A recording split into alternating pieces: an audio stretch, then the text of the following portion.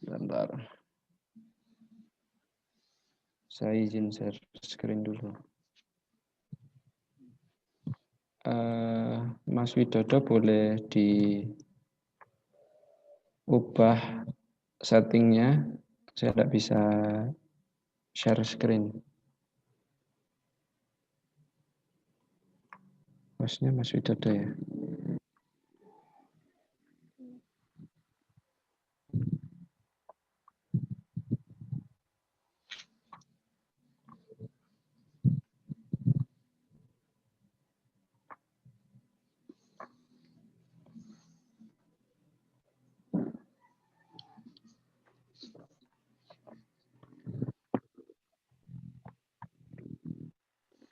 Di ini Mas, di video tanda panah ke atas, di share screen, terus itu ada beberapa kontrol buat partisipan bisa share screen.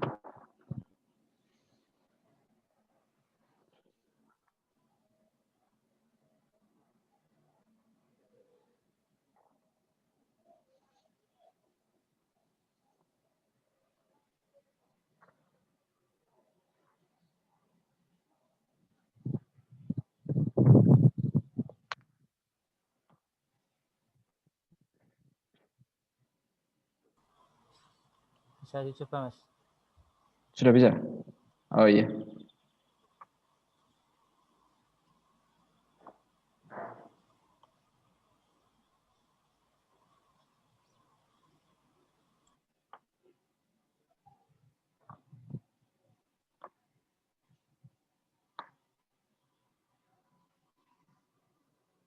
Bisa pindah nggak layarnya? Bisa, Mas. Bisa. Bisa, Mas. Bisa. Oke. Bisa. Sudah jelas. Siap. Ya. Oke. Bismillahirrahmanirrahim. Assalamualaikum warahmatullahi wabarakatuh. Alhamdulillah. Waalaikumsalam warahmatullahi wabarakatuh.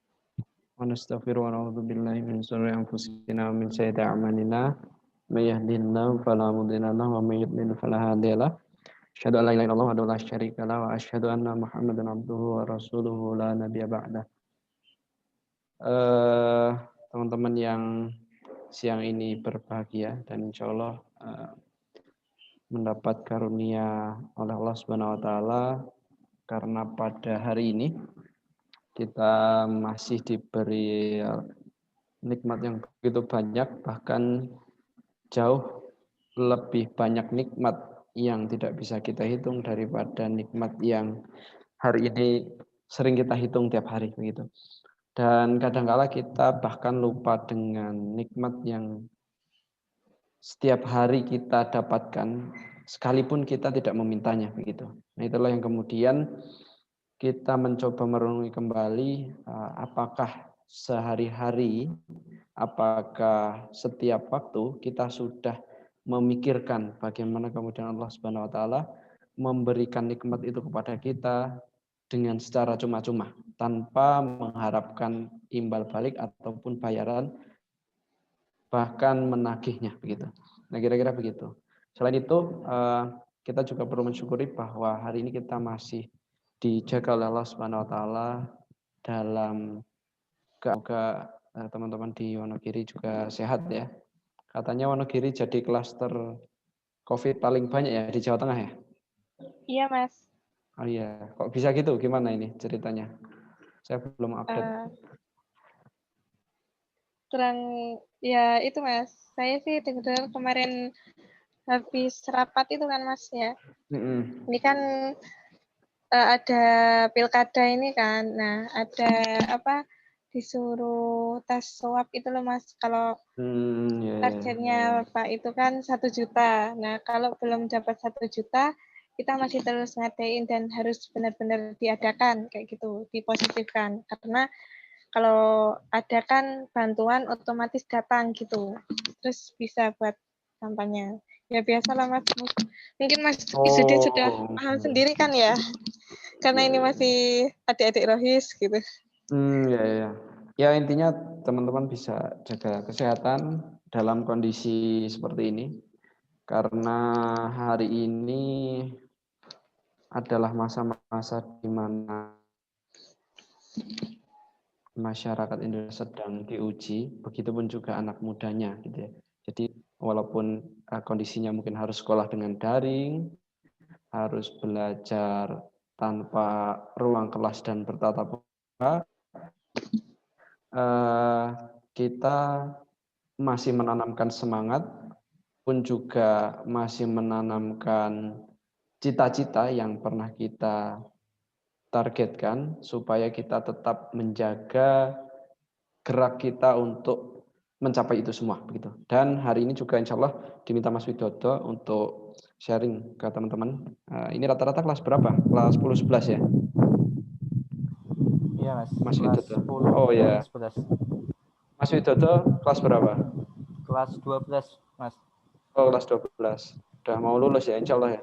Insya Allah Mas. Oke. Nah, mungkin perkenalan sedikit. Tadi sudah dikenalkan ya. Saya Azam Izzuddin dan akrabnya dipanggil Azam. Dulu waktu kecil ada panggilan tersendiri juga sebenarnya, tapi semakin dewasa mulai dipanggil sesuai nama. Dan saya masih kuliah di Universitas Brawijaya. Kemudian ambil di Fakultas Pertanian, jurusannya Agroekoteknologi. Dan ini kontak saya kalau misalkan teman-teman mau sharing, silaturahim dan sebagainya, boleh. Ada email, Instagram, WA, nomornya juga aktif insya Allah. Dan dulu mungkin singkatnya, saya dulu juga sekolah, hampir mau sekolah di Wonogiri tapi tidak jadi. Jadi dulu saya Kenapa, Mas? SMP-nya di SMPN 7. SMPN 7 Wonogiri. Tahu Mas Widodo? Mas Widodo Wonogirinya mana? Wonokarto Mas. Oh, Saya Wonokarto. aslinya Tirtomoyo, dari SMP Tirtomoyo terus sekolahnya ke SMK Negeri 1 Wonogiri. Oh, lah di Wonokarto Ya. ngekontrak atau? Oh iya, siap. Uh, Ada saudara? ikut saudaranya guru saya di sekolah. Wah, tetap semangat dan insya Allah jadi ladang perjuangan Mas Widodo ya, jauh-jauh dari Tirtomoyo, sekolah di SMK 1, dan sekarang jadi ketua rohisnya ya. Iya. Tidak Hampir ada berakhir Mas. proses. Oh iya, tapi tidak ada proses yang sia-sia Mas Widodo. Iya. Terakhir amanah saya di Presiden Eksekutif Mahasiswa, jadi semacam BEM. Kalau di sekolah itu OSIS-nya ya. OSIS. Betul, OSIS-nya. Jadi presiden itu mungkin setingkat ketua. Jadi di kampus itu memang apa namanya, sebutannya atau penamaannya hampir sama seperti penamaan di pemerintahan. Jadi di kampus adalah memang ruang di mana sebenarnya hampir mirip dengan gambaran pemerintahan, gitu ya. Makanya sering disebut kampus adalah miniatur negara, gitu. Karena ada eksekutifnya, ada legislatifnya, dan juga ada yudikatif, gitu. Selain itu juga ada birokrasi-birokrasi yang dipegang melalui kedaulatan mahasiswanya. Sehingga BEM ya ketuanya namanya presiden. Nanti tingkat fakultas ada yang namanya gubernur dan lain sebagainya. Tapi di beberapa kampus juga ada yang namanya tetap ketua gitu. Nah itu tergantung kampusnya masing-masing. Karena kebetulan saya di Universitas Brawijaya Malang, jadi nomenklaturnya adalah presiden gitu. Dulu saya di SMPN 7 Manjung, Pokoh masuk ya, Mas Widodo mungkin sering main-main di situ juga mungkin pernah. Dulu sering disebut sekolah yang mewah gitu ya, karena mepet Mepet sawah. sawah. Tapi dulu sebutan-sebutan itu kami jadikan sebagai bahan bercandaan, tapi ya teman-teman tetap pede gitu. Cuman semakin ke sini kemudian saya pribadi melihat bahwa begini teman-teman, ternyata prospek bahkan di bidang pariwisata sekalipun banyak yang kemudian menyasar sektor yang berdampingan dengan alam. Salah satunya adalah sawah. Gitu.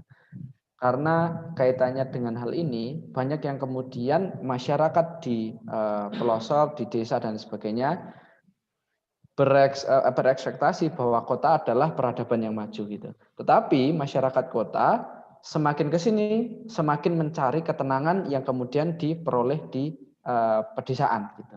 Karena ini yang menjadi mungkin keseharian yang kemudian bisa membuat jenuh rutinitas, sehingga ada nilai atau value tersendiri di setiap tempat gitu. Sehingga itu yang kemudian kita perlu melihat hari ini, kita perlu benar-benar mensyukuri apa yang kemudian kita dapatkan hari ini gitu.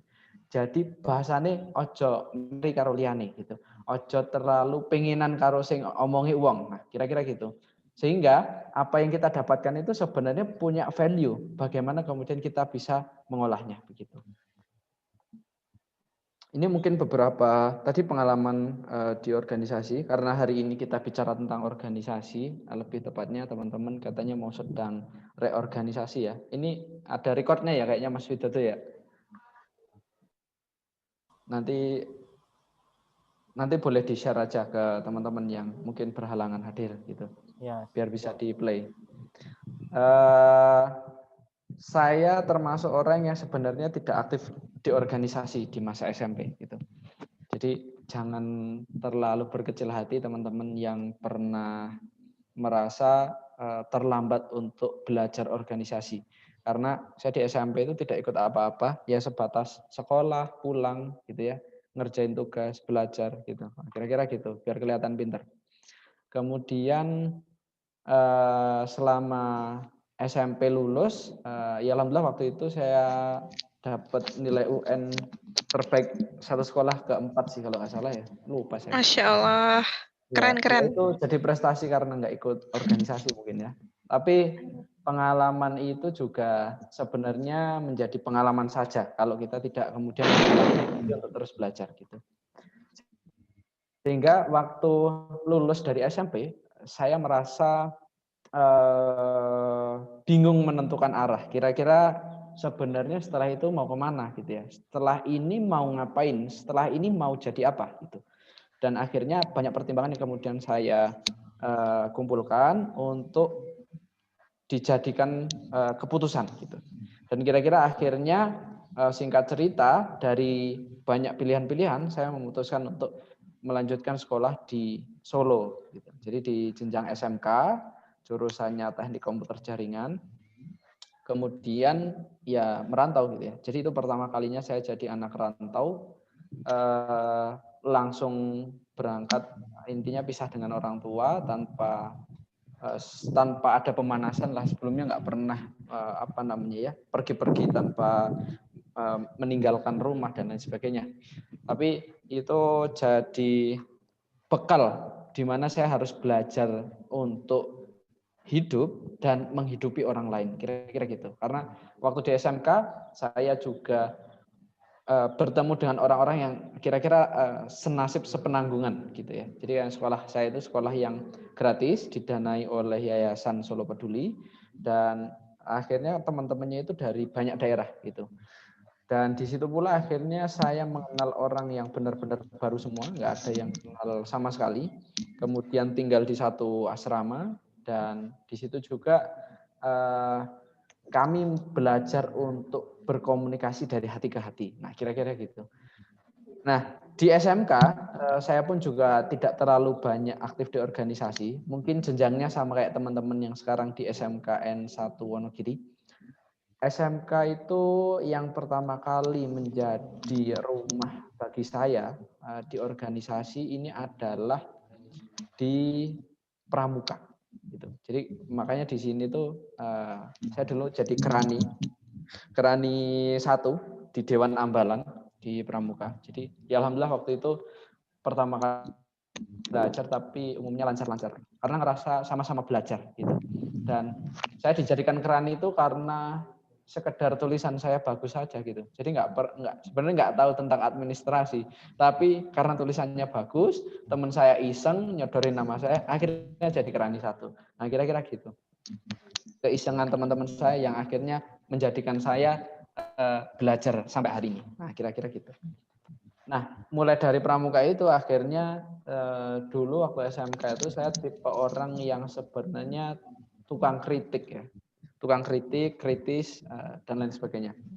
Jadi banyak ngomentari teman-teman yang sedang di organisasi, tapi sebenarnya saya nggak ikut organisasi gitu kira-kira. Akhirnya dipercayai karena banyak ngasih masukan, dipercayai untuk di OSIS juga waktu itu kepala bidang pengembangan dan penelitian apa ya? Saya agak lupa ya, karena bidang baru ada restrukturisasi OSIS, jadi dirubah, dirombak, dan akhirnya saya ditempatkan di situ, walaupun itu juga cuma beberapa saat gitu ya, beberapa waktu aja. Nah, karena di situ juga akhirnya saya memahami pola kinerja OSIS.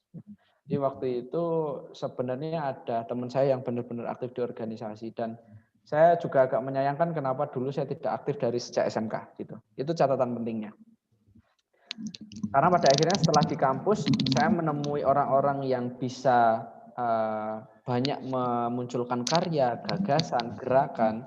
Itu ternyata ya memang dulunya banyak belajar dari organisasi semasa sekolah. Jadi intinya mulainya itu benar-benar dari jenjang lebih dini. Gitu.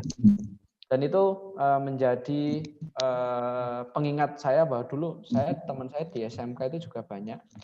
Dan salah satunya bahkan ada yang sampai ketua Farois gitu ya, di forum Rohis apa namanya Surakarta ya Farois ya. Iya, forum Rohis Surakarta. Faroisnya.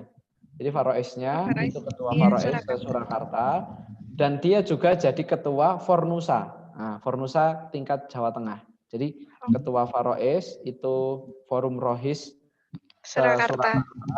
Habis itu jadi ketua forum Rohis Nusantara di tingkat Jawa Tengah. Gitu. Jadi di tingkat provinsi sama di tingkat kota. Gitu. Kira-kira gitu.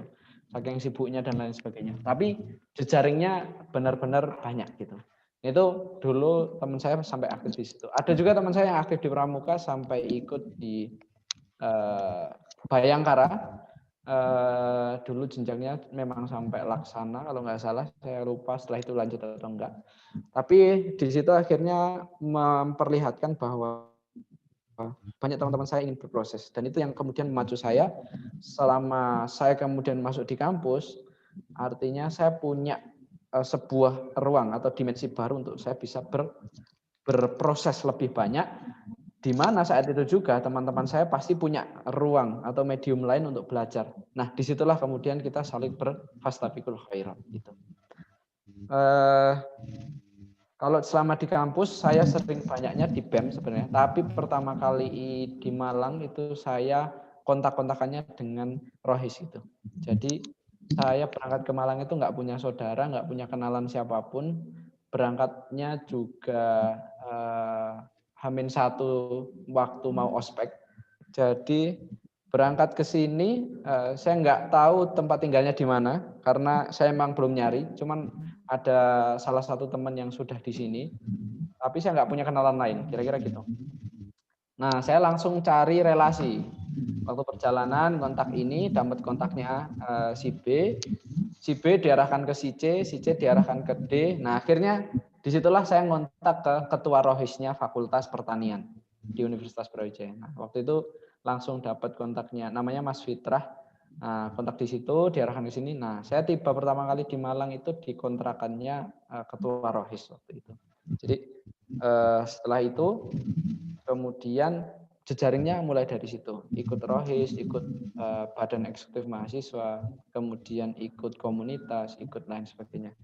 Nah, dari hal itu kemudian kita bisa belajar banyak bahwa salah satu hal yang kemudian teman-teman bisa manfaatkan, kenapa harus ada wadah yang kemudian menyatukan beberapa orang, yang kemudian itu dinamakan organisasi, karena disitulah kemudian teman-teman bisa bertukar gagasan. Gitu. Nah, selain itu, di gagasan-gagasan itu, teman-teman bisa padukan untuk kemudian menyelaraskan dengan visi di dalam sebuah organisasi. Nah, lebih jauhnya gimana gitu. Nah, sekarang gini teman-teman, apa yang kemudian disampaikan oleh Pak Nadiem Makarim ini adalah salah satu hal yang relevan sebenarnya. Walaupun di lain sisi ada beberapa kebijakan yang kontroversial, termasuk PJJ, termasuk adanya Merdeka Belajar, sistem Merdeka Belajar yang mungkin teman-teman belum mendalami, tapi ada beberapa hal yang sebenarnya kontroversial yang itu bisa berdampak banyak kepada pendidikan di Indonesia. Tetapi salah satu pernyataan Nadiem Makarim ini sangat relevan dengan kondisi hari ini. Jadi ketika kita masuk pada era di mana gelar tidak menjamin kompetensi seseorang, masuk kelas tak berarti belajar, kemudian berikan kemerdekaan belajar bagi para mahasiswa. Artinya hari ini apa yang kemudian dipaksakan ke kita ini tidak selalu selaras dengan kondisi yang ada di saat ini. Teman-teman ketika masuk kelas hari ini belum tentu pasti belajar, karena bisa jadi kita anak-anak hari ini adalah anak-anak yang suka bermain malah, gitu ya. Jadi ngobrol, jadi main HP, jadi malah bolos gitu. Nah itu relevan. Dan sekarang orang-orang yang punya gelar tinggi belum tentu kemudian dia punya kompetensi, karena gelar sekarang bisa dibeli gitu. Mbak Nurul boleh di-off-kan dulu mic-nya. Kemudian hari ini apa yang kemudian menjadi medium di era milenial, di era digital ini, di era revolusi industri 4.0 itu adalah gerakan-gerakan di mana satu di antara orang lain dia bisa survive dengan kapabilitas orang tersebut, kompetensi yang ia miliki.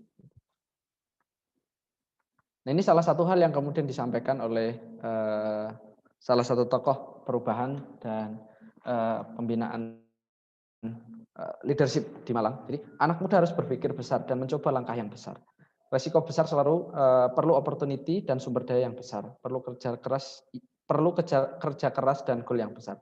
Artinya apa? Artinya teman-teman hari ini punya masa yang lebih banyak daripada saya, gitu ya. Punya kesempatan yang jauh lebih dini daripada saya, punya kira-kira potensi yang bisa jadi lebih besar daripada saya, gitu. Karena teman-teman 5 tahun di bawah saya Mas Yan ya. Artinya 5 tahun, 6 tahun, 7 tahun. Artinya punya kesempatan untuk kemudian membangun gitu ya, mengkonstruksi beberapa beberapa karya yang kemudian bisa dibangun dari sejak dini gitu. Dan itu menjadi salah satu langkah yang besar. Artinya kita perlu bangun dengan apa? Dengan tujuan yang besar juga. Perlu kerja keras juga. Mas Widodo mungkin hari ini menjadi ketua Rohis, belum tentu dia mengerjakan semuanya dengan gampang gitu. Tapi dengan adanya proses yang begitu besar ini, dengan adanya kerja keras, maka Mas Widodo hari ini kemudian bisa membawa Rohis ini berjalan dengan semestinya. Dengan membawa program-program yang kemudian dibutuhkan oleh sekolah. Dengan membawa kegiatan-kegiatan yang kira-kira dimanfaatkan oleh masyarakat, itu terasa gitu. Tapi ingat, ketika kita mencoba langkah-langkah yang besar, salah satunya adalah ketika kita membuat program yang begitu, misalkan mega program dan lain sebagainya, tentu resikonya juga besar. Tapi ada kesempatan atau peluang yang besar juga di situ. Nah itu yang kemudian kita perlukan adalah sumber daya yang juga besar juga. Maka ketika kita menginginkan sesuatu yang besar, kita juga harus berbanding lurus dengan usaha yang besar juga. Pun juga dengan peluang jatuhnya juga besar juga, resiko yang besar. Begitu. Nah ini salah satu hal yang kemudian seringkali saya sampaikan ke teman-teman mahasiswa juga, dan ini mungkin bisa jadi setidaknya pengantar ke teman-teman yang sebentar lagi bisa jadi masuk ke jenjang mahasiswa gitu ya. Amin. Semoga tidak putus sampai di jenjang sekolah menengah kejuruan saja, tapi bisa lanjut ya. Saat ini kita memasuki di 2020 gitu ya. Dan artinya kita sudah masuk ke 75 tahun kemerdekaan Indonesia. Dan begini teman-teman, ketika suatu negara merdeka, maka negara tersebut bisa dikatakan berhasil atas kemerdekaannya. Ada salah satu teori mengatakan bahwa itu akan diukur selama 100 tahun kemerdekaan bangsa tersebut gitu ya. Nah, 100 tahun kemerdekaan bangsa Indonesia ini akan jatuh di tahun 2024 gitu. Dan hari ini salah satu program prioritas yang kemudian digembar-gemborkan oleh Pak Jokowi atau di kabinetnya Pak Jokowi ini adalah peningkatan mutu atau kualitas SDM gitu. Artinya salah satu fokus atau konsentrasi pemerintah adalah bagaimana meningkatkan kualitas masyarakat Indonesia. Dan itu akan selaras dengan perkembangan 2045.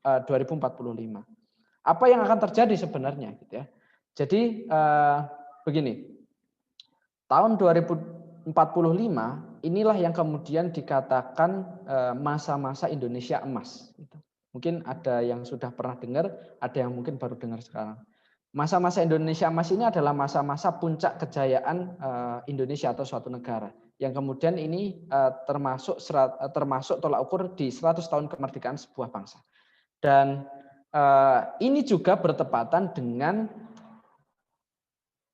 bonus demografi. Gitu. Apa yang kemudian disebut dengan bonus demografi? Jadi begini teman-teman, istilah bonus demografi adalah istilah yang kemudian digunakan untuk menyatakan suatu kondisi pada sebuah negara di mana penduduknya, jadi jumlah penduduknya itu lebih banyak penduduk dengan usia produktif daripada usia non produktif. Nah ini agak mungkin perlu dicerna. Usia produktif ini lebih banyak daripada usia non produktif. Taruhlah proyeksi kita di tahun 2035, ya, ini prediksi dari BPJS, Indonesia ini akan masuk pada jumlah penduduk 305 juta. Nah, kira-kira segitu. Nah, kira-kira dari 305 juta penduduk ini, berapa persen penduduk yang usianya produktif? Dan berapa persen yang penduduk usianya non-produktif? Nah, ketika usia produktif ini lebih banyak, itulah yang kemudian dinamakan bonus demografi. Nah, apa yang menjadi klaster, apa yang menjadi orang dikatakan masuk ke usia non produktif? Jadi siapa saja sih sebenarnya? Yang pertama adalah balita, gitu ya. Balita atau anak-anak tentu ia tidak menjadi golongan usia produktif. Yang kedua adalah lansia. Karena lansia ini menjadi masyarakat yang kalangan rentan dengan penyakit dan lain sebagainya. Artinya lansia ini sudah tidak digolongkan kepada masyarakat yang produktif. Yang ketiga adalah orang gila. Jadi orang yang dengan sudah hilang nalar atau misalkan akal sehatnya, nah ini tidak bisa digolongkan oleh usia produktif. Nah, ketika bonus demografi ini berbanding lurus atau sepadan dengan kemampuan atau kompetensi masyarakat Indonesia, inilah yang kemudian kita bisa bilang dengan masa emas Indonesia. Artinya berbarengan dengan bonus demografi tersebut. Gitu. Apa sih untungnya ketika kita memasuki era itu? Artinya Indonesia akan memasuki pada masa jaya-jayanya suatu negara. Gitu. Artinya sudah 100 tahun kemerdekaan dan saat itu pula penduduknya ini adalah rata-rata usia produktif. Dalam tanda kutip anak muda. Dan produktif gitu. Nah, maka disinilah sebuah demografi bisa dibilang akan memunculkan sebenarnya banyak karya. Tapi kita perlu berhati-hati ketika dalam kondisi bonus demografi jumlah penduduk produktifnya banyak, tetapi kompetensinya tidak berbanding lurus dengan jumlahnya. Artinya dalam 305 juta penduduk produktifnya banyak gitu ya. Tetapi kompetensinya yang tidak berkompeten jauh lebih banyak daripada yang berkompeten. Nah, disinilah dikatakan nanti suatu saat ini bisa menjadi ke dalam sebuah bencana demografi. Bahasanya adalah kayak buih di laut gitu ya. Kira-kira banyak tapi nggak punya pengaruh apa-apa. Dan ini adalah hitungannya dalam cangkupan di masyarakat Indonesia. Gitu. Nah, untungnya apa? Nah, ini kita bahas tadi. Ada beberapa negara yang kemudian sudah melewati bonus demografi dan mereka berhasil memanfaatkan itu. Maka negara-negara tersebut kemudian menjadi negara-negara yang maju. Salah satunya adalah India, gitu gitu ya. India sekarang ini adalah masa-masa di mana dia masuk ke dalam bonus demografi. Kemudian selain itu China, ya, Tiongkok ini sedang masuk di era bonus demografi. Maka gencar perang dagang dan lain sebagainya. Produk-produk yang teman-teman beli made in China, sekarang sudah bisa buat mobil sendiri, Wuling. Kemudian Huawei sudah bersaing dengan Apple dan lain sebagainya. Nah, itu adalah hasil dari bonus demografi suatu negara. Kemudian selain itu ada lagi Korea, gitu ya. Dulu saya masih SD, Samsung itu kayaknya lebih rendah daripada Nokia deh ininya. Kira-kira kalau dibanding-bandingin ya, orang lebih memilih Nokia daripada Samsung. Tapi hari ini Nokia jatuh dan Samsung menjadi smartphone yang kemudian bisa dibanggakan. Kemudian selain itu ada negara-negara yang pasca bonus demografi. Contohnya Amerika. Kalau teman-teman perhatikan, kenapa yang menjadi calon presiden antara Trump dan Biden, orang-orang yang notabene-nya adalah sudah masuk lansia, gitu. Emang nggak ada anak muda yang kemudian bisa maju atau capable di calon presiden, gitu ya. Karena memang masanya sudah habis. Amerika sudah melewati bonus demografi dan artinya hari ini Amerika penduduknya lebih banyak jumlah usia-usia yang bisa dikatakan non produktif, gitu ya. Karena anak mudanya sudah menua, rata-rata gitu. Kemudian setelah itu ada Jerman. Jerman ini adalah negara yang hari ini juga sudah melewati bonus demografi. Salah satunya ketika teman-teman bisa lihat, dulu timnas Jerman itu ada salah satu pemain namanya Ozil. Gitu ya. Ozil itu bukan orang asli Jerman. Itu adalah naturalisasi dari Turki. Yang mana artinya SDM di negara Jerman sendiri ini memiliki tingkat penduduk yang lebih banyak orang tuanya. Gitu. Dan dari situlah orang-orang yang kemudian masyarakat bangsa yang sudah melatih bonus demografi dan bisa memanfaatkannya, mereka akan maju. Maka hari ini teman-teman, salah satunya adalah India. Teman-teman bisa perhatikan, sekarang CEO Google itu dari India. Jadi bukan Google itu siapa ya? Bukan Sergey Brin lagi, kemudian bukan Larry Page lagi, tapi sekarang sudah ke Sundar Pichai kalau nggak salah. Kemudian Adobe itu juga sudah menjadi leadernya sudah berpindah ke orang India. Microsoft juga orang India. Kemudian Pepsi juga India. SanDisk juga India. Kemudian Mastercard juga India. Dan banyak perusahaan-perusahaan besar lainnya yang kemudian sekarang ternyata orang-orang India yang menguasai itu. Karena apa? Karena mereka memiliki kompetensi. Karena mereka memiliki kemampuan. Dan kemampuan itu mereka karena mereka memahami situasi akan menjemput bonus demografi. Maka selagi muda itu mereka banyak, gitu ya. Banyak bekerja keras, banyak berusaha, berpikir dan lain sebagainya. Nah itulah hasil dari yang kemudian mereka dapatkan ketika pada masa bonus demografi itu. Lantas kemudian bagaimana dengan Indonesia? Gitu ya. Kalau kita bayangkan hari ini Indonesia menjadi salah satu negara dengan istilah negara paling dermawan atau negara dengan sebutan negara yang paling dermawan ya kalau nggak salah. Karena kita punya salah satu platform namanya kitabisa.com. Jadi platform ini adalah platform di mana kita bisa menggalang dana, menggalang sebuah simpati untuk publik, di mana dana ini yang kemudian kita dapatkan bisa kemudian kita alokasikan ke program sosial. Gitu. Ada Bukalapak, salah satu e-commerce yang kemudian menjadi karya anak bangsa, gitu ya, Ahmad Zaki dan kawan-kawannya. Ada Gojek yang dimiliki oleh yang ditemukan oleh Nadiem Makarim yang sekarang jadi Menteri Pendidikan dan sebagainya. Nah, ini adalah salah satu wujud pergerakan bahwa Indonesia hari ini sedang proses ke sana. Maka kita harus terlibat dalam perubahan sejarah ini. Kita anak muda harus terlibat dalam proses ini. Gitu. Melalui apa? Melalui proses yang saat ini kita sedang jalankan. Gitu. Kira-kira kalau di organisasi, ya ayo terlibat di organisasi. Nah, maka orang-orang yang kemudian muncul dari berbagai perusahaan tadi, dari berbagai negara tadi, mereka muncul dari kondisi yang tentu tidak aman-aman saja. Dari kondisi yang tentu tidak baik-baik saja. Mereka muncul karena ada suatu masalah. Gitu ya. Kenapa Gojek muncul? Karena pada akhirnya Gojek muncul itu ada masalah.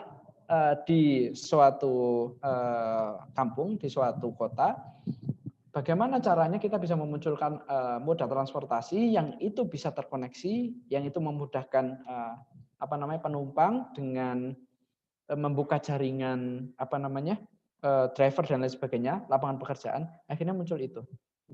Bagaimana kita bisa membantu orang lain, tapi saya tidak punya uang banyak, gitu ya. Maka Al-Fatih Timur, founder kitabisa.com, akhirnya memunculkan sebuah gerakan yang kemudian dimunculkan dalam bentuk platform. Nah, platform ini yang kemudian muncul dengan nama kitabisa.com.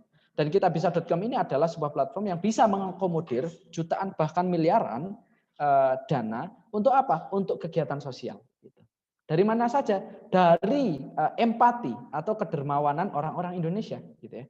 Artinya ada connecting people, proses connecting people di dalam sebuah gerakan sosial yang dimunculkan oleh bangsa Indonesia. Nah, dari sebuah masalah orang berpikir dan akan memunculkan solusi.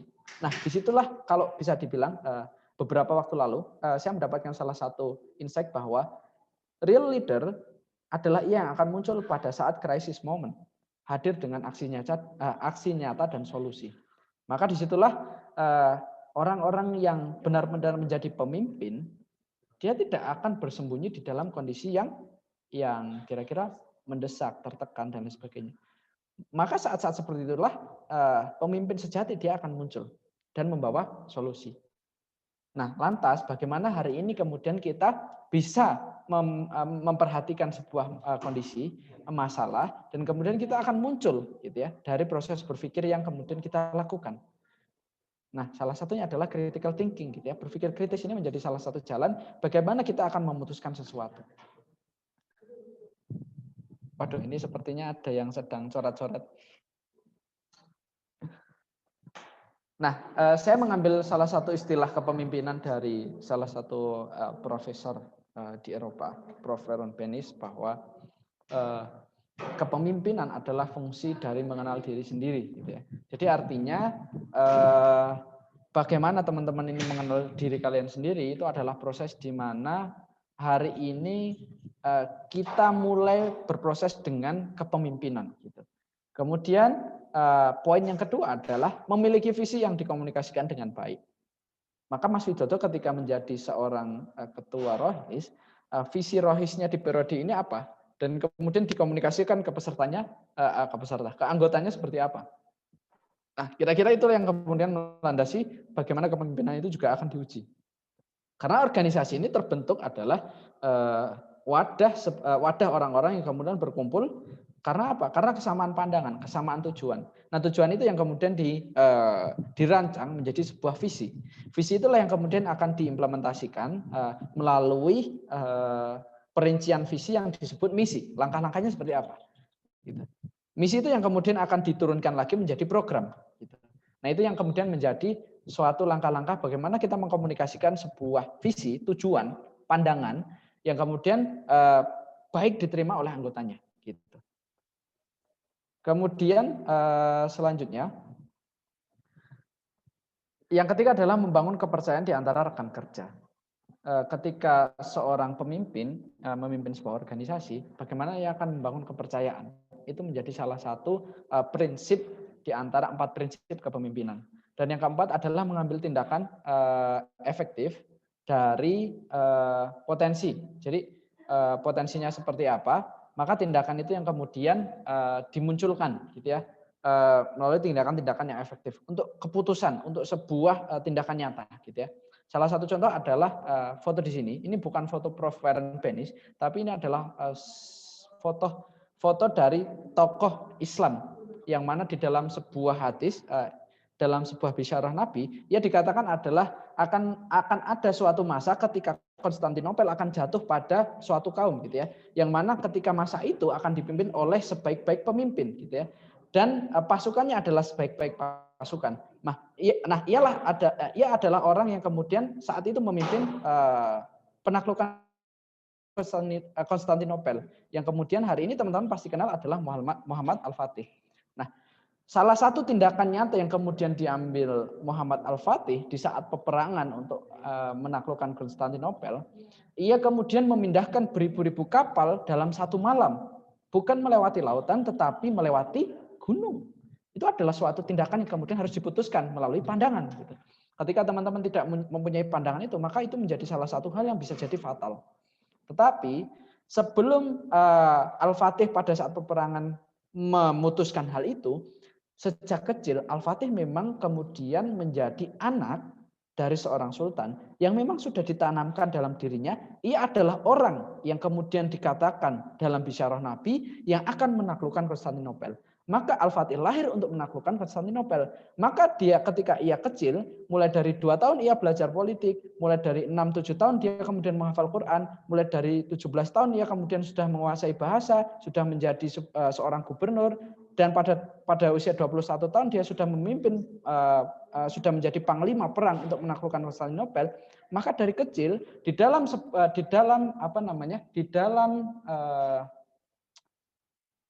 alam bawah sadarnya dia sudah menanamkan pada dirinya, dia sudah menanamkan bahwa tujuan hidupnya adalah menaklukkan Konstantinopel untuk mewujudkan bisyarah yang dikatakan Nabi Muhammad SAW. Nah, itu yang kemudian adalah proses kepemimpinan dari seorang Sultan Mehmed II. Nah, ketika hari ini kita implementasikan pada kita, sebenarnya kita punya visi apa dalam hidup kita? Sebenarnya kita punya visi apa di dalam organisasi kita? Sebenarnya kita sudah sejauh mana kemudian menyampaikan, mengkomunikasikan visi-visi kita ini terhadap anggota-anggota kita. Nah, itu yang kemudian disebut dengan leadership atau kepemimpinan. Dan ini yang kemudian melandasi kepemimpinan seorang. Karena di dalam prinsip pertama, bagaimana kita mengenal dari fungsi diri kita adalah ini berarti kita mengenal sebenarnya siapa sih kita. Sebenarnya kita ini orang yang seharusnya bagaimana, jati diri kita ini sebenarnya seperti apa. Nah, itu yang kemudian menjadi salah satu hal yang perlu kita renungi, bahwa hari ini sebenarnya saya siapa dan saya ini sebenarnya akan menjadi apa kemudian hari itu. Dan kepemimpinan dia akan bertindak sesuai dengan hati. Maka kalau misalkan teman-teman baca di dalam salah satu hadis Nabi, seringkali orang menanyakan bagaimana kita misalkan menyikapi anggota kita dengan ini, kita menyikapi anggota kita yang kemudian nggak mau ketika diminta ini itu, kemudian nggak aktif padahal diberi amanah dan lain sebagainya, gitu ya. Barangkali kita perlu memahami bagaimana komunikasi dengan hati, gitu. Karena pada akhirnya sebuah energi positif itu akan kembali dengan energi positif juga. Artinya ketika teman-teman menyampaikan sesuatunya dengan hal-hal yang bisa dibilang dalam hati baik, seluruh jasadnya juga baik, tindakan kita baik, maka semuanya akan baik ke kita juga, gitu. Maka itulah yang kemudian disebut teladan yang kemudian bisa diambil dari seorang pemimpin.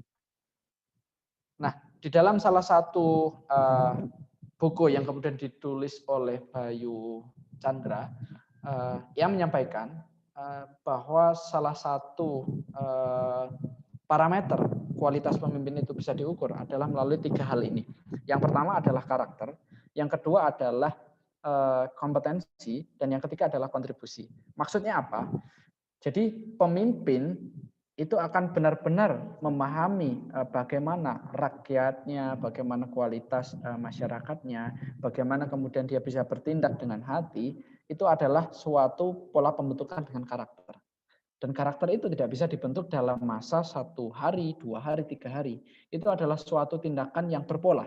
Artinya kalau orang bilang adalah mulai dari terpaksa, mulai dari terbiasa, dan akhirnya membudaya. Nah, itulah yang kemudian disebut karakter. Jadi karakter itu adalah dari kebiasaan yang kemudian selalu terulang-ulang, gitu ya. Akhirnya menjadi sebuah pola perilaku, akhirnya menjadi sebuah watak yang kemudian kita miliki. Nah, karakter ini yang kemudian bisa kita contohkan, ada yang namanya karakter tirani, ada yang namanya karakter. Nah, ini banyak yang kemudian mana yang akan kita contoh atau yang akan kita jadikan pedoman. Maka salah satunya teladan terbaik yang kemudian bisa kita contoh adalah karakter Nabi Muhammad SAW. Dan ruang yang paling baik ya ada salah satunya adalah di mana kita bisa belajar di organisasi rohis gitu. Nah, ini adalah bagaimana kita meneladani karakter terbaik dari teladan umat Islam. Gitu. Kemudian yang kedua, kompetensi. Gitu. Karakter saja untuk memimpin sebuah organisasi sebenarnya tidak cukup. Gitu. Karena kita perlu kompetensi untuk memutuskan segala sesuatu. Maka bagaimana kemudian kita bisa mempengaruhi orang lain? Ya? Karena kepemimpinan kan bisa dibilang adalah bagaimana seseorang bisa mempengaruhi orang lain. Maka kompetensi ini menjadi salah satu hal yang kemudian menjadi tolak ukur bagaimana kita bisa mengelola, memanajemen, mengukur, dan menggerakkan orang lain untuk kemudian bisa sejalan dengan tujuan kita, visi, misi kita. Nah, disitulah kemudian kompetensi ini sangat dibutuhkan karena karakter saja tidak cukup. Gitu. Dan yang ketiga adalah kontribusi. Kenapa pemimpin yang sejati harus memiliki tiga ini? Karena pada akhirnya begini teman-teman, pemimpin itu beda dengan pimpinan. Gitu ya.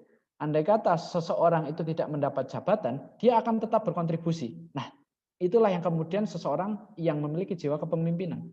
Karena dimanapun dan siapapun dia jabatannya, ketika dia memiliki jiwa kepemimpinan, dia akan tetap berkontribusi dan mengabdi dalam bentuk apapun. Nah, itulah bagaimana kemudian seseorang bisa kita nilai bagaimana kualitas kepemimpinannya. Gitu. Dan itu menjadi tolak ukur ketika teman-teman ingin berproses di daerah yang lebih panjang.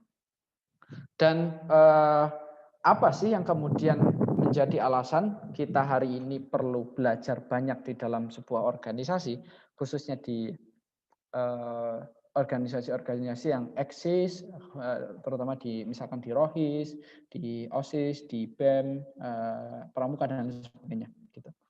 Ini adalah salah satu hasil yang kemudian dirumuskan dari sebuah forum internasional. Jadi World Economic Forum ini adalah konferensi tingkat tinggi yang kemudian dihadiri oleh orang-orang penting di berbagai perwakilan negara.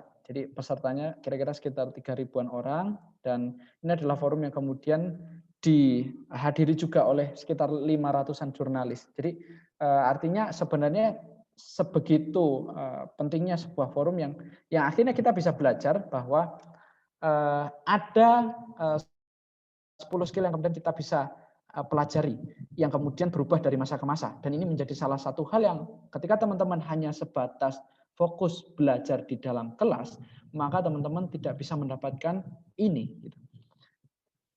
Teman-teman perhatikan di di tahun 2015. Jadi ada 10 skill yang paling utama yang kemudian dicarikan dan relevan dengan kebutuhan masa itu adalah satu adalah complex problem solving. Yang kedua adalah coordinating with others. Kemudian people management, critical thinking, negotiation, quality control, service orientation, judgment and decision making, active reasoning, dan creativity. Tapi di tahun 2020 ada beberapa perubahan yang kemudian bisa menjadi tolak ukur bahwa salah satu dan beberapa poin masih tetap bertahan di sini. Dan khususnya di poin pertama, teman-teman bisa lihat complex problem solving ini adalah menjadi salah satu skill yang tetap menjadi prioritas pertama yang kemudian dibutuhkan di beberapa perusahaan, organisasi, komunitas, dan lain sebagainya. Dan ini nggak bisa didapatkan di dalam kelas. Ini harus didapatkan melalui berorganisasi, berjejaring, berwirausaha, dan lain sebagainya. Itu adalah skill yang kemudian kita dapatkan, soft skill yang kemudian kita dapatkan di luar kompetensi akademik. Nah, selain itu teman-teman, di dalam sebuah organisasi, teman-teman perlu memahami beberapa peran organisasi. Karena seringkali kita di dalam organisasi ini peran, karena apa? Karena kita nggak memahami gitu ya. Karena kita nggak memahami beberapa peran anggota-anggota kita di dalam organisasi. Jadi ada 5, singkatnya adalah ada yang namanya pekerja atau doers. Jadi orang-orang yang dia bisa dibilang adalah workaholic, suka kerja gitu ya. Kalau nggak diberi kerja itu seolah-olah ngerasa gabut. Nah, kira-kira gitu.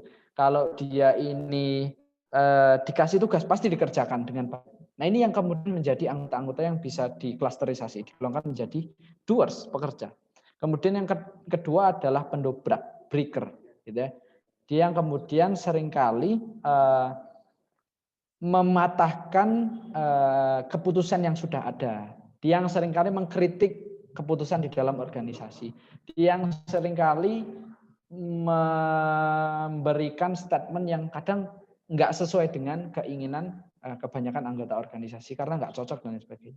Tetapi yang disampaikan adalah sebuah bentuk kritik untuk membangun, untuk memperbaiki kekurangan di dalam sebuah organisasi.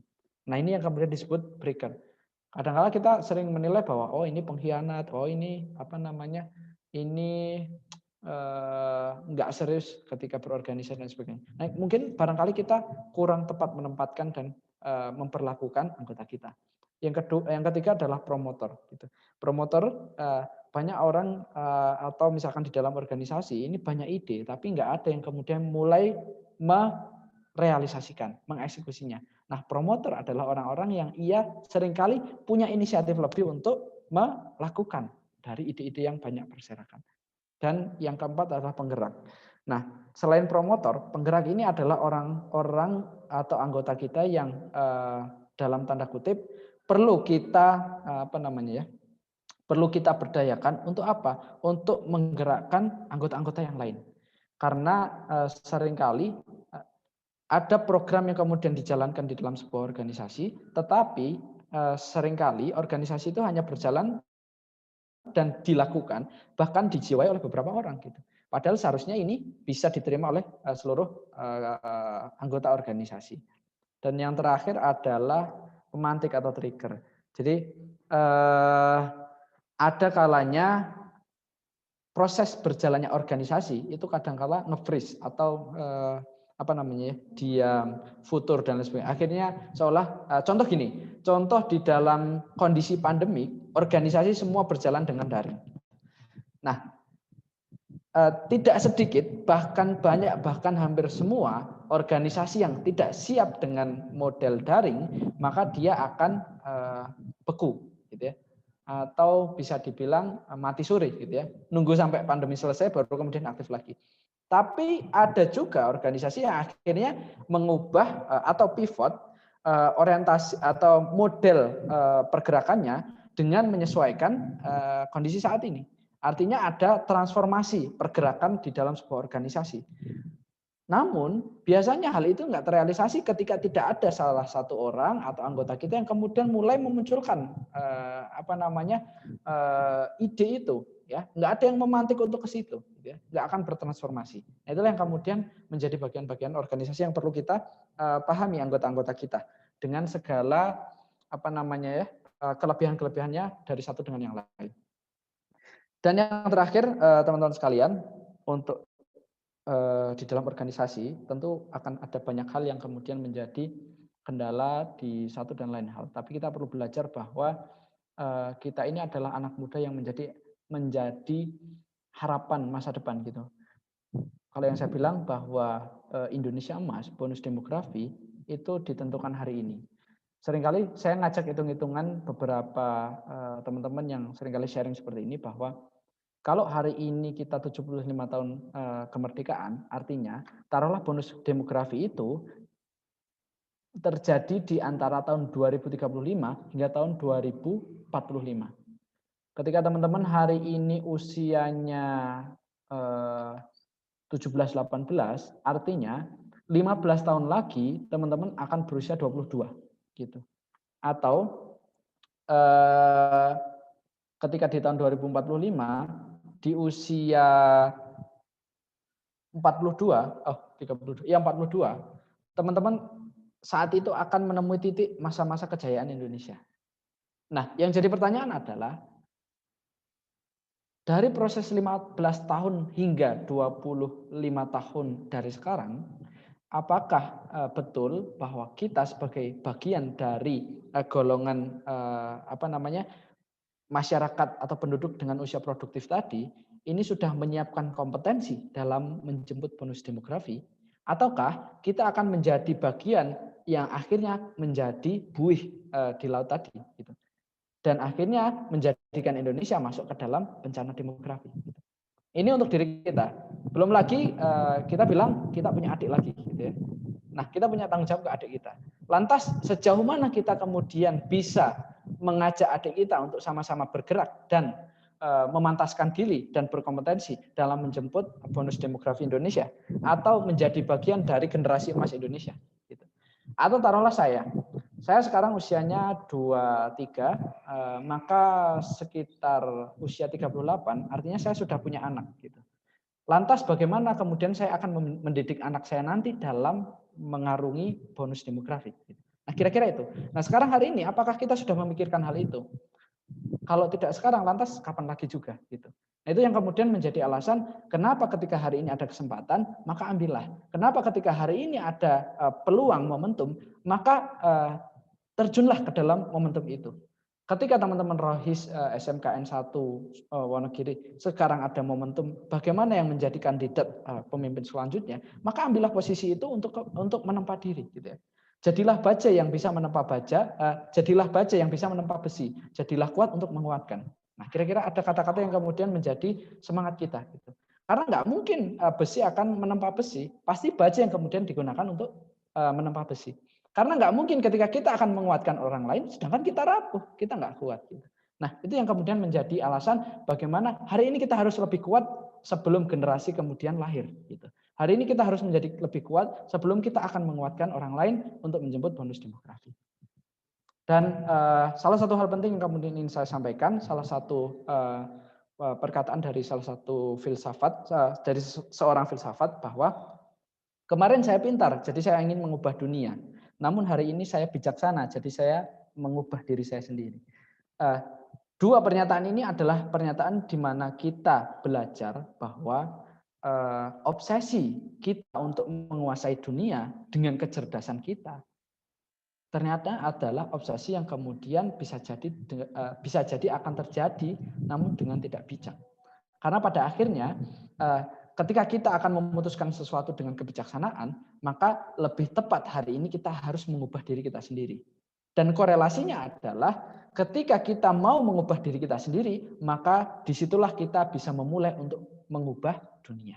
Saya kira itu. Terima kasih banyak ke teman-teman sekalian. Semoga bisa menjadi hikmah penting bahwa hari ini kita harus banyak mengambil peran dan kita hari ini harus banyak meninggalkan baperannya. Gitu. Karena kesempatan tidak akan terulang dua kali dan setiap pergolakan sejarah maka anak muda itulah yang kemudian menjadi aktornya. Dan pilihannya hanya ada dua, kita akan terlibat di dalam sejarah sebagai penonton, figuran, atau kita akan menjadi aktor utamanya. Terima kasih. Assalamualaikum warahmatullahi wabarakatuh. Waalaikumsalam warahmatullahi wabarakatuh. Jazakumullah khairan Mas Izudin yang telah menyampaikan materi-materi yang luar biasa.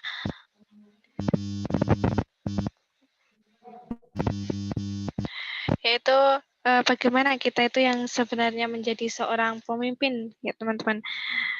Tadi menangkap bahwasanya kualitas seorang pemimpin itu kita harus mempunyai karakter, kompetensi, kemudian kontribusi. Karena kalau kita hanya mempunyai sebuah karakter saja, kompetensi saja, tanpa kontribusi, kita belum bisa disebut seorang pemimpin. Karena kita bukan pimpinan, tapi kita seorang pemimpin. Biarpun kita tidak mendapatkan sebuah jabatan atau kuasa, kita harus mempunyai jiwa kepemimpinan. Mohon maaf karena di sini hujan deras, Mas Izudin nggak bisa menayangkan videonya. Mungkin kedengaran suara hujan ya? Ya, dikit. Dan mungkin yang terakhir Mas Izudin, karena ini juga sudah asar gitu ya, sudah dari tadi, maka untuk yang terakhir, mungkin Mas Izudin, kami minta closing statement dari Mas Izudin, kesan-kesannya kita, karena sebentar lagi Rohis SMK Negeri 1 Wonogiri ini akan reorganisasi dan itu cewek Mas. Gimana? Kebanyakan itu cewek di SMK Negeri 1 dan kebetulan aja tahun ini yang menjadi ketua Rohis cowok, karena dari angkatan saya sampai angkatan 2019 itu cewek semua. Dan ini 2000 sejarah baru yang menjadi seorang pemimpin itu cowok. Siap. Mungkin pesannya begini. Ketika sekarang teman-teman sedang berada di suatu fase yang saya bilang momentum tadi, maka hari ini adalah waktunya di mana teman-teman untuk memantaskan diri. Jadi bukan teman-teman menunggu sampai pantas, tapi kita memang harus pantas, harus memantaskan diri untuk kemudian mengambil momentum itu. Karena sejatinya dengan kemudian kita mengubah diri kita sendiri, maka dari situlah kita bisa mengubah lingkungan kita. Dari situlah kemudian kita bisa menguatkan yang lain. Dari situlah kita bisa kemudian berproses untuk menyongsong bonus demografi tadi.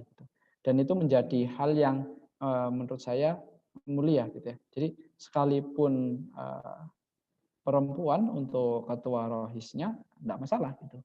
Sekalipun masih harus belajar, ya memang semua orang harus belajar. Saya sendiri pun ketika di BEM, di Presnas, di Korwil dan lain sebagainya, itu juga dalam proses belajar. Karena sejatinya kita memang diciptakan untuk terus belajar. Karena sejatinya kita diciptakan memang dengan segala kekurangan, sehingga dengan amanah-amanah itu juga kita harus berproses untuk memenuhi kekurangan-kekurangan itu. Gitu. Dan satu lagi gini juga, seringkali kita mendapat amanah itu bukan karena kita pandai, karena kita berkapabilitas. Kita perlu memikirkan bahwa bisa jadi dengan amanah itu kita sedang diberi wadah untuk menebus dosa-dosa yang pernah kita perbuat gitu. Jadi selagi ada wadah itu maka ambillah, karena dengan itu kita bisa lebih banyak manfaatnya gitu ya. Khairun nas anfa'uhum linnas gitu ya. Sebaik-baik manusia maka ia yang bermanfaat kepada manusia yang lain gitu. Begitu Mbak Nurul Imani. Mohon maaf Mas, suaranya tidak kedengeran nih. Ya, teman-teman yang lain. Mas Widodo masuk nggak tadi suaranya? Iya, masuk. Oh, Mbak Nurul kayaknya ini sinyalnya. Iya, karena hujan Mas. Iya. Ya, terima kasih ya Mas Izudin. Mungkin mohon maaf kalau banyak kurangnya dari kami, mungkin SMK Negeri Satuan Negeri. Dan ini kalau karena waktunya sudah asar Mas, sebenarnya banyak pertanyaan dari adik-adik. Mungkin nanti pertanyaan-pertanyaan bisa saya kirim ke Mas Izudin. Nanti jawabannya saya ya, mau lewat WA boleh, lewat IG boleh. Kalau lewat email boleh juga. Nanti berkabar aja kalau teman-teman juga butuh misalkan dibantu suatu saat buat ada sesuatu, karena ya sama-sama saya juga asalnya dari situ, silahkan kontak, insya Allah saya terbuka untuk bantu. Terima kasih Mas Izudin. Oh ya, tadi saya dapat pesan dari Mas Fadli suruh nyampaikan ke Mas Izudin. Salam buat Mas Azam Izudin, sukses terus, semangat dalam menyebarkan dakwah gitu. Masya Allah. Ya, Waalaikumsalam warahmatullahi wabarakatuh. Salam saya kembali. Itu tadi ya teman-teman, luar biasa sekali apa yang disampaikan oleh Mas Izudin. Semoga apa yang disampaikan oleh Mas Izudin ini bisa kita implementasikan,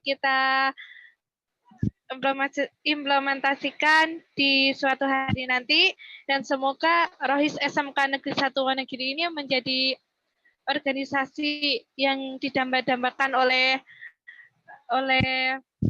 masyarakat, karena sejatinya sekarang ini masyarakat itu sedang haus teman-teman, sedang haus, butuh air minum. Ya air minumnya adalah teman-teman semua yang bisa menyejukkan. Nah, karena waktu sudah sore, itu sekian dari saya sebagai moderator, mohon maaf kalau banyak salahnya. Karena ini hujan deras ya, saya tidak terlalu kedengaran. Mungkin dari situ kedengaran ya hujannya deras sekali. Di sini sedang hujan angin. Sekian. Wassalamualaikum warahmatullahi wabarakatuh. Waalaikumsalam warahmatullahi wabarakatuh. Saya kembalikan ke MC Mas Widodo. Terima kasih Mbak Nurul Imani sudah bersama kita, dan juga Mas Azam Isudin selaku pemateri. Saya dari SMK Negeri 1 Wonogiri mewakili teman-teman menyampaikan terima kasih yang sebesar-besarnya kepada Mas Azam Isudin yang sudah bersedia menjadi narasumber pada siang hari ini. Mungkin karena waktu yang sudah sore juga, acara ini bisa dicukupkan sekian, tetapi kalau minta tolong Mas Azam untuk screenshot foto bersama bisa, Mas? Karena boleh. Di laptop saya enggak bisa. Oh ada iya. kendala. Bentar. Ada yang mau nyalain ini? Apa namanya?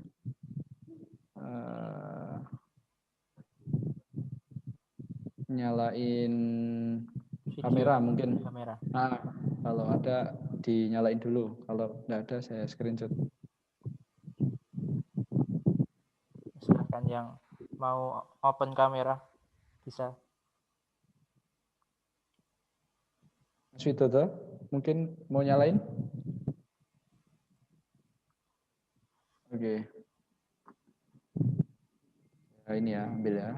1, 2, 3.